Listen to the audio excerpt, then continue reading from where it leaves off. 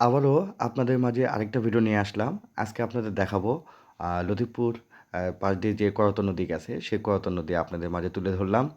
দেখতে থাকুন আজকের ভিডিওটা। এই যে দেখতে পাচ্ছেন, এটা হচ্ছে আপনার করতোয়া নদী। আর করতোয়া নদীর চারপাশে যে সবুজ আর সবুজে শ্যামলে ভরা, সেই ভিডিওটা আপনাদের মাঝে নিয়ে আসলাম যে দেখুন কত সুন্দর। এই যে দেখেন নদী ভাঙতেছে, যেভাবে ভাঙে সেভাবে, তবে সেরকম ভাঙে না যেহেতু নদীটা ছোট আর নদীতে তেমন একটা পানি নেই। যত মনে করেন যে বর্ষা হোক না কেন, এখানে তেমন একটা পানি হয় না। বন্যা হলে একটু মোটামুটি একটু পানি এই যে দেখতে পাচ্ছেন এই দিক দিয়ে উঠে আসে, তাছাড়া অতটা মানে এই নদীর থেকে পানি হয় না। তো যাই হোক, আপনাদেরকে মাঝে আমি বগুড়া করতোয়া নদী অনেক জায়গা দেখাছি। যেহেতু করতোয়া নদী তো অনেক বড়, মানে অনেক দূর দিয়ে অনেক এলাকার বগুড়া শহরের পাশ দিয়ে গেছে, কিন্তু আসলে লতিফপুরের পাশ দিয়ে যে কেমন হয়েছে সে আসলে সেটা দেখানোর জন্য আজকে ভিডিওটা নিয়ে এসেছি।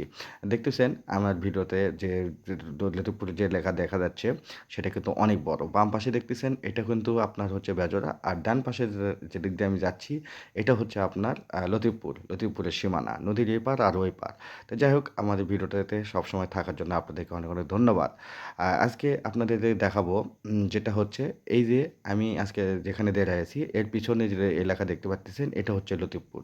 আর লতিফপুরের এই লতিফপুরের পাশ দিয়ে যে করতোয়া নদী গেছে সেটাই আমি আপনাদেরকে তুলে ধরেছি আজকে ভিডিওতে। দেখতে থাকুন আজকের ভিডিওটাতে। আজকের ভিডিওটা দেখতে পাচ্ছেন পিছনে যে এলাকাটা দেখতে পাচ্ছেন সেটা হচ্ছে বেজোড়া। আমি আসলে বেজোড়ার এর আগে ভিডিও দিয়েছি, সেই ভিডিওটাগুলো দেখছেন, আপনাদেরকে অনেক অনেক ধন্যবাদ আমার সবসময় সব ভিডিও দেখার জন্য। দেখতে থাকুন আজকের ভিডিওটাতে। যাই হোক, আমি আপনাদেরকে সবসময় বগুড়া শহরের কোনো না কোনো এলাকা দেখাই, তাই আমি চিন্তা করলাম আজকে এই করতোয়া নদীর লতিফপুর যে এলাকাটা আছে তার পাশ দিয়ে যে নদীটা বয়ে গেছে সেই নদীটা আপনাদেরকে দেখাচ্ছি। এই যে দেখতে পাচ্ছেন হাঁসগুলো দেখতেছেন কত সুন্দর দেখতে, খুব ভালো লাগতেছে।